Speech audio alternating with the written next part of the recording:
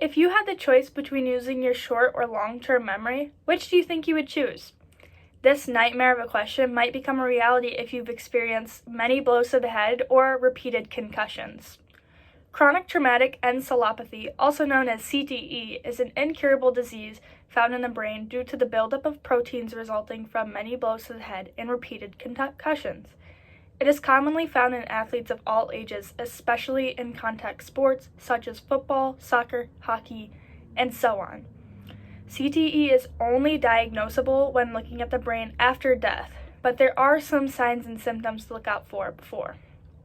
Today I will explain to you the 4 stages of CTE, which according to Shia A. and MD, these stages include mild changes, memory loss, cognitive function loss, and both severe mental and physical differences. First off, I'd like to explain stage 1, which includes mild changes. The first things you would experience are mild headaches and light sensitivity, which if you've ever had a migraine, you know these can be very annoying and not something you want to live with your entire life. Something else you would experience is trouble concentrating and attention difficulty. Due to these being very similar with ADHD and ADD, they're often confused. Now that you know the beginning stages, let's move on to stage 2. The next stage includes memory loss. Short-term memory loss is mainly lost. So far, you still have your long-term, but you would forget the smaller things. You would also experience depression and little emotional control, which would result in outbursts. Following, similar to stage 2, is stage 3, which progresses to cognitive function loss.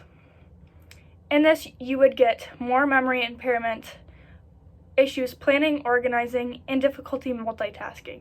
So anything that takes only little brain power, it seems to you right now, will become very difficult.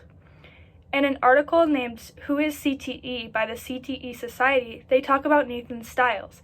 Nathan Stiles is a high school athlete who passed from CTE.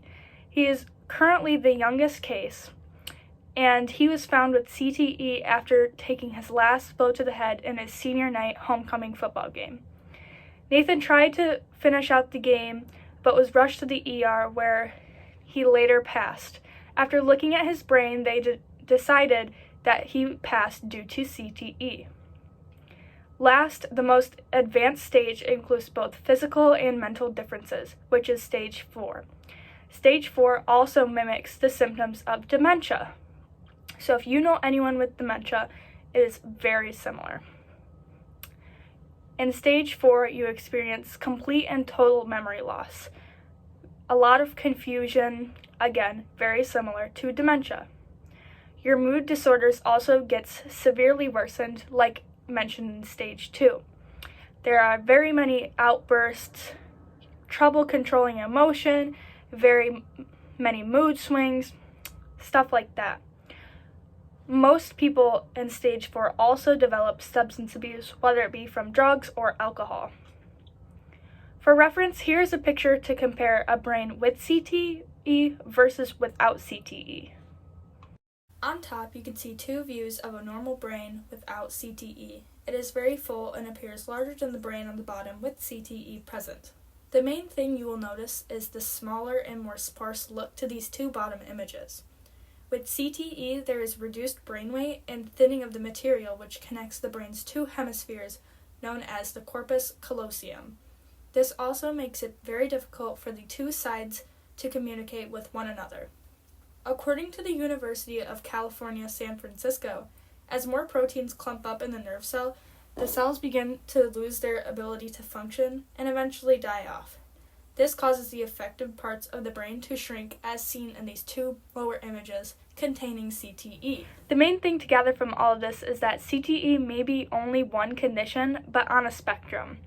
There are 4 stages of CTE, including mild changes, memory loss, cognitive function loss, and both severe and mental differences. Due to it being incurable and only can be diagnosed after death, it is very important that you look out for yourself and others, especially in high-contact sports, watching for these signs and symptoms, making sure that they don't get diagnosed with the wrong thing, like ADD or ADHD like mentioned. Play it smart so you don't have to make the decision between losing your short or short-term memory loss or your long-term memory loss a reality? In the end, you would wish you were given the choice.